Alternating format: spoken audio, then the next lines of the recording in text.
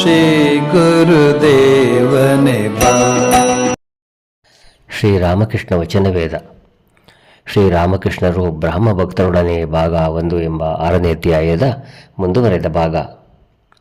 26 November 1882 Sri Ramakrishna ಪರಮಹಂಸರು ಕಲ್ಕತ್ತಾದಲ್ಲಿರುವ ಮಣಿಲಾಲ ಮಲ್ಲಿಕನ ಮನೆಗೆ ಸಾಯಂಕಾಲ 4 ಗಂಟೆ ಸಮಯಕ್ಕೆ ಶುಭಾಗಮನ ಮಾಡಿದ್ದಾರೆ. ಇಂದು ಈತನ ಮನೆಯಲ್ಲಿ ಬ್ರಾಹ್ಮ ಸಮಾಜದ ವಾರ್ಷಿಕೋತ್ಸವ.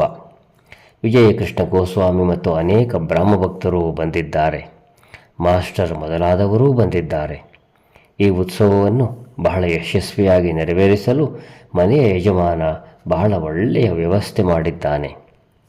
ಪ್ರಹ್ಲಾದ ಚರಿತ್ರೆಯ ಹರಿಕತೆ ನಡೆದ ನಂತರ ವಿಜಯ ಇಂದಿನ ಉಪಾಸನೆ ನಡೆಸುತ್ತಾನೆ. ಈಗ ಭಾಗವತರು ಹರಿಕತೆ ಮಾಡಲಾರಂಭಿಸಿದರು. ಹೇಳುತ್ತಿದ್ದಾರೆ, ಪ್ರಹ್ಲಾದನ ತಂದೆಯಾದ ಹಿರಣ್ಯಕಶಿಪು ಹರಿಯ ನಿಂದೆಯನ್ನು ಮಾಡುತ್ತಾ ಪ್ರಹ್ಲಾದನನ್ನು ಪದೇ ಪದೇ ಚಿತ್ರಹಿಂಸೆಗೆ ಒಳಪಡಿಸುತ್ತಿದ್ದಾನೆ. ಪ್ರಹ್ಲಾದ ಕೈ ಮುಗಿದು ಹರಿಗೆ ಪ್ರಾರ್ಥನೆ ಮಾಡುತ್ತಿದ್ದಾನೆ. ಹೇ ಹರಿ, ನನ್ನ ಪಿತನಿಗೆ ಸುಮತಿಯನ್ನು ಕರುಣಿಸು ಎಂಬುದಾಗಿ. ಇದನ್ನು ಕೇಳಿ ಪರಮಹಂಸರು ಅಳಲಾರಂಭಿಸಿದ್ದಾರೆ. ಆಗ ಅವರು ಭಾವಾವಸ್ಥರಾಗಿದ್ದಾರೆ. ಸ್ವಲ್ಪ ಹೊತ್ತು ಆ ಅವಸ್ಥೆಯಲ್ಲಿಯೇ ಇದ್ದು ಈಗ ಭಕ್ತರೊಡನೆ ಮಾತುಕತೆ ಆಡುತ್ತಿದ್ದಾರೆ. ಶ್ರೀರಾಮಕೃಷ್ಣರು, ಭಕ್ತಿಯೇ ಸಾರವಸ್ತು. ಸರ್ವದಾ ಭಗವಂತನ ನಾಮಗುಣ ಕೀರ್ತನೆ ಮಾಡುತ್ತಾ ಇದ್ದರೆ ಭಕ್ತಿ ದೊರೆತು ಬಿಡುತ್ತದೆ. ಆಹಾ, ಶಿವನಾಥ ಎಂಥ ಭಕ್ತ! ಹಾಗೆ ಆತ ಭಕ್ತಿ ರಸದಲ್ಲಿ ನೆಂದು ಹೋಗಿಬಿಟ್ಟಿದ್ದಾನೆ. ನನ್ನ ಧರ್ಮವೇ ಸರಿ, ಉಳಿದವದೆಲ್ಲ ತಪ್ಪು ಎಂಬ ಭಾವನೆ ಒಳ್ಳೆಯದಲ್ಲ. ಎಲ್ಲ ಮಾರ್ಗಗಳಿಂದಲೂ ಭಗವಂತನ ಸಾಕ್ಷಾತ್ಕಾರವನ್ನು ಪಡೆಯಬಹುದು. ಹೃತ್ಪೂರ್ವಕ ವ್ಯಾಕುಲತೆ ಇತ್ತು ಎಂದರೆ ದೊರೆತು ಬಿಡುತ್ತದೆ. ಮಾರ್ಗಗಳು ಅನೇಕ, ಹಾಗೆಯೇ ಮತಗಳೂ ಅನೇಕ. ನೋಡಿ, ನಾವು ಭಗವಂತನನ್ನು ನೋಡಬಹುದು. ಆತ ಅವಾಗ್ಮನಸ ಗೋಚರ ಎಂಬುದಾಗಿ ವೇದದಲ್ಲಿ ಹೇಳಿದೆ.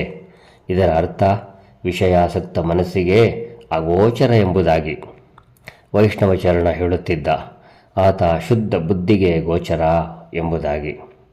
ಆದ್ದರಿಂದಲೇ ಸಾಧುಸಂಗ, ಪ್ರಾರ್ಥನೆ, ಗುರುವಿನಿಂದ ಉಪದೇಶ ಇವುಗಳೆಲ್ಲದರ ಅವಶ್ಯಕತೆ ಇರುವುದು.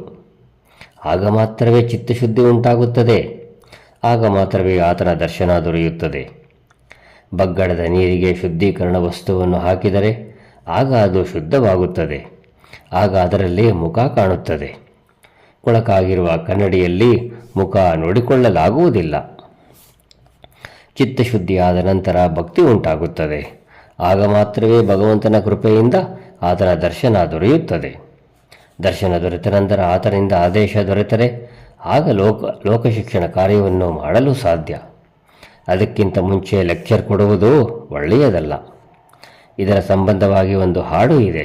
ಅದು ಹೇಳುತ್ತದೆ, ಮೂರುತಿಯನ್ನು ನಿಲ್ಲಿಸಿಲ್ಲ ಗುಡಿಯ ಪೀಠದಲ್ಲಿ, ಆದರೂ ಶಂಖವನ್ನು ಓದುತ್ತಿರುವೆ. ಮೊದಲು ಹೃದಯ ಮಂದಿರವನ್ನು ಚೊಕ್ಕಟ ಮಾಡಬೇಕು.